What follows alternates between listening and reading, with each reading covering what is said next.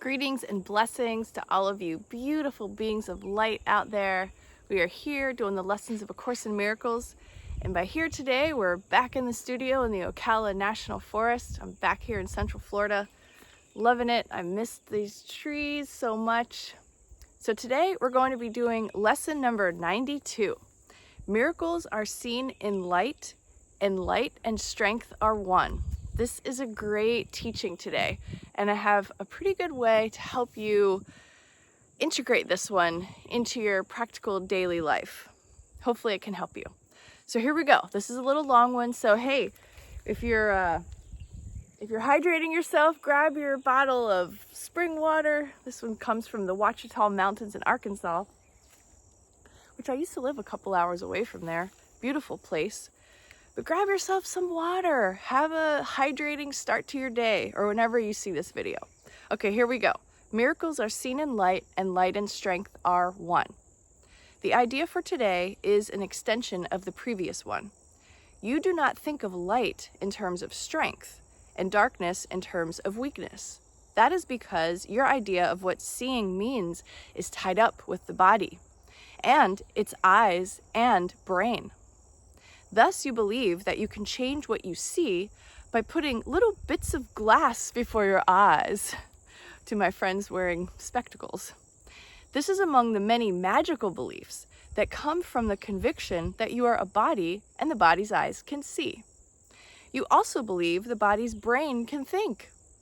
If you but understood the nature of thought, you could but laugh at this insane idea. It is as if you thought you held the match that lights the sun and gives it all its warmth, or that you held the world within your hand, securely bound until you let it go. Yet this is no more foolish than to believe the body's eyes can see and the brain can think. It is God's strength in you that is the light in which you see, as it is His mind with which you think. His strength denies your weakness. It is your weakness that sees through the body's eyes, peering about in darkness to behold the likeness of itself, the small, the weak, the sickly and the dying, those in need, helpless and afraid, the sad, the poor, the starving and the joyless. These are seen through eyes that cannot see and cannot bless. Strength overlooks these things by seeing past appearances. It keeps its steady gaze upon the light that lies beyond them. It unites with the light of which it is a part. It sees itself. It brings the light in which yourself appears. In darkness, you perceive a self that is not there. Strength is the truth about you. Weakness is an idol falsely worshipped and adored, that strength may be dispelled, and darkness rule where God appointed that there should be light. Strength comes from truth, and shines light with its source, and shines with light its source has given it. Weakness reflects the darkness of its maker. It is sick and looks on sickness, which is like itself. Truth is a savior and can only will for happiness and peace for everyone. It gives its strength to everyone who asks, in limitless supply. It sees that lack in anyone would be lack in all. And it so gives its light that all may see and benefit as one. Its strength is shared that it may bring to all the miracle in which they will unite in purpose and forgiveness and in love. Weakness, which looks in darkness, cannot see a purpose in forgiveness and in love. It sees all others different from itself, and nothing in the world that it would share. It judges and condemns, but does not love. In darkness, it remains to hide itself and dreams that it is strong and conquering, a victor over limitations that but grow in darkness to enormous size. It fears and it attacks and hates itself, and darkness covers everything it sees, leaving its dreams as fearful as itself. No miracles are here, only hate. It separates itself from what it sees. White light and strength perceive themselves as one. The light of strength is not the light you see. It does not change and flicker and go out. It does not shift from night to day and back to darkness till the morning comes again. The light of strength is constant, sure as love, forever glad to give itself away, because it cannot give but to itself. No one can ask in vain to share its sight, and none who enters its abode can leave without a miracle before his eyes and strength and light abiding in his heart. The strength in you will offer the light and guide your seeing, so you do not dwell on idle shadows that the body's eyes provide for self-deception. Strength and light unite in you, and where they meet, your big self stands ready to embrace you as its own. Such is the meeting place we try today to find and rest in, for the peace of God is where yourself, his son, is waiting now to meet itself and be as one. Let us give 20 minutes twice today to join this meeting. Let yourself be brought unto yourself. Its strength will be the light in which the gift of sight is given you. Leave then the dark a little while today, and we will practice seeing in the light, closing the body's eyes and asking truth to show us how to find the meeting place of little self and big self, where light and strength are one. Morning and evening we will practice this. After the morning meeting, we will use the day in preparation for the time at night when we will meet again in trust. Let us repeat as often as we can the idea for today and recognize that we are being introduced to sight and led away from darkness to the light where only miracles can be perceived. So I had fun reading that. Let me just say that this lesson is really cracking us open and really taking us into our minds in the places that we intellectually believe we're not a body, because we read the Course and we're like, we know what the book says, Sherry, Jesus, all these, beings that have my attention. I know what the book says. The body isn't real. I'm not my body. But yet, you identify your feeling of being strong probably mostly with your physicality.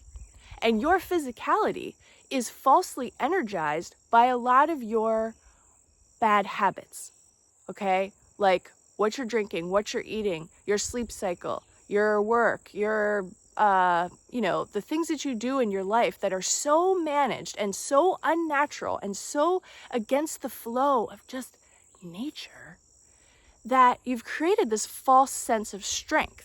Now, I think there's probably a lot of people that see beyond that and they're like, okay, Sherry, whatever. But I really want you to look at that today, because I woke up this morning feeling like super hungover, and I'm not, obviously. Last night I ate a whole bunch of fruit yesterday. I made it home yesterday and went over to my friend Marion's. We hung out with my friend David. We had a beautiful time.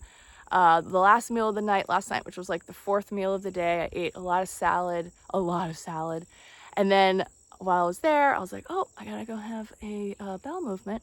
So that was like the beginning of a cascading event of bowel movements over the next couple of hours, which were I don't know, it was great to get it out, but it felt like my body felt sick. And I know it's because the toxins are moving out of me, but normally what I would do is take something, whether it's a cannabis product or some kind of like tea or anything, to make myself feel better, my little self, feel better. So I'm remembering that.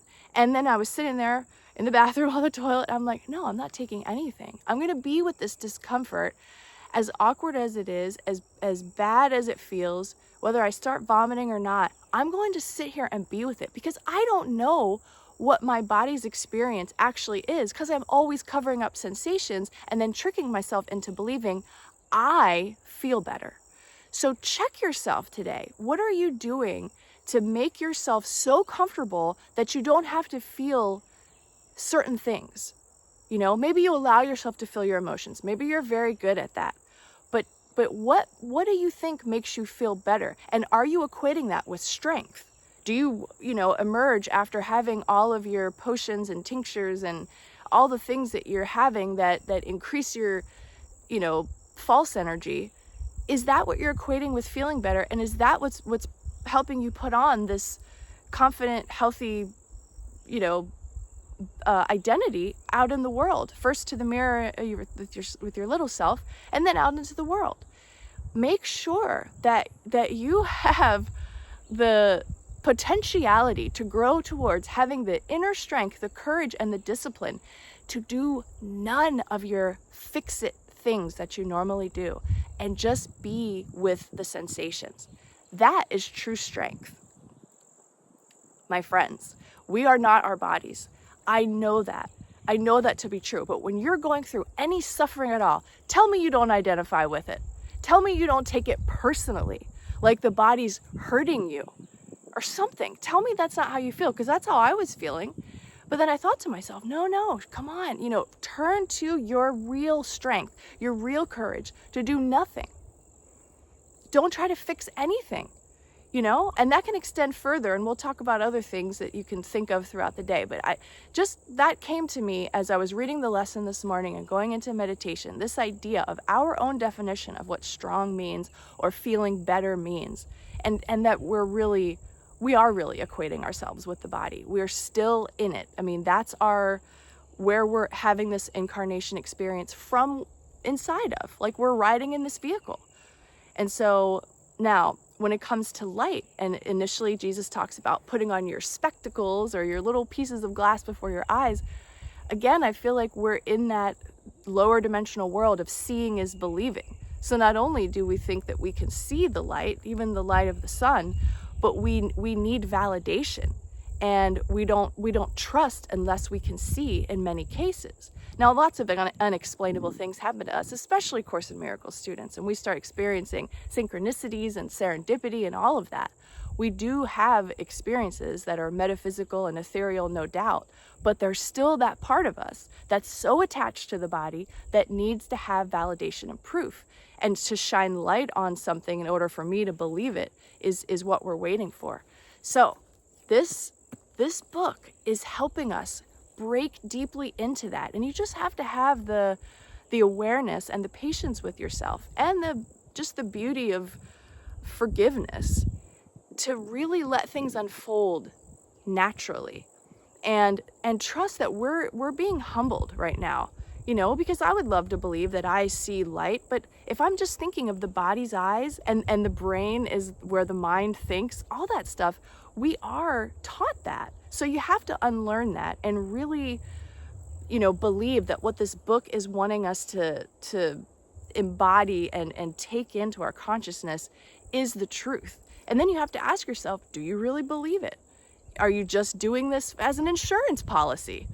Really get truthful with yourself today. I love this lesson, because when we are on that path, when we say, look, okay, I know I don't know what I'm doing. I am pacifying myself all the time. I only think I'm strong when I take this battery of, supplements and teas and whatever it is. But if I just didn't do that, like for instance, if I didn't, put on this certain kind of clothing or do my hair a certain way or, put all these things into my body, I couldn't function. Be careful with that, right? Because it's going to be hard for you to really transform and transcend if you have any of that going on, like these things that are your thing you have to do or else your day can't begin. So again, I woke up this morning feeling like hungover because I know I'm still going through a detox process, even after releasing all that waste last night. So I just laid there and I thought, it's okay, have some water and just rest and just allow this to happen. Don't take anything. Don't fix anything. Just be with it and see what fears come up, see what beliefs come up. That's where you really start to develop courage and true strength, right? And then as far as light and strength being one, I think when you very bravely walk yourself into that true strength realm, that's when the light comes. And it won't be something that you see with the body's eyes, likely. It will be light that just infuses you. I would also equate light with breath, prana. And so there's this energy that we get from this, the light that grows the plants. I mean, there's something that's growing inside of us that our own spiritual chlorophyll, if you will, that we may not see, but you could sense it. And that's the light. So look for those opportunities to open your mind to like different definitions and challenging yourself to be free, be natural. And yeah, that's about what I have to say today. When I closed my eyes and went into meditation, it was just sort of I felt this kind of relaxation going through my body, and then over my head there was just sort of this spherical, almost like a globe, but it didn't have any blue or green to represent the continents and the water on this planet. It was just like the borders, but they were all sort of highlighted with sparkly, glittery gold light. And it was just sort of an image of my body and then the earth as kind of separate things. And that was just sort of the flash that came, and then all this other stuff to talk about kind of came in as a download, and it continued on through the morning. So I haven't eaten yet. It's let's see, it's maybe 10 a.m. and I'm gonna drink some more water and go home. I pulled a watermelon out this morning of the refrigerator, so it would be more room temperature when I go home to eat it. But that's gonna be my first meal of the day. So I'm still in a fasted state, and I feel like I'm still very connected to the presence of my body and what's happening in it, but really moving into that space of knowing that I don't derive energy from this vehicle. I derive my energy from a brighter source than the sun, and right now I'm feeling that settling into my consciousness as truth. So hopefully that spreads out to you, and you spread it on to all the people that you love in your life, and that you grab yourself a lot of water today. If you go to the store and you see spring water in a glass bottle, particularly the Mountain Valley, I'm not affiliated with them, but I just like to drink the water because I used to live in Arkansas. And I hope that you have a wonderful day today, remembering this lesson, loving people, opening your heart, humbling yourself, getting down into that, on your knees in prayer and saying, I surrender all. Really surrender to this. Really surrender to these teachings. What do you have to lose? What do you have to lose? This could be a chance for you to really grow today and really press yourself into a new level. So I encourage you. I love you. Thank you for supporting me. I endlessly support you. And I'll see you back here again for the next video.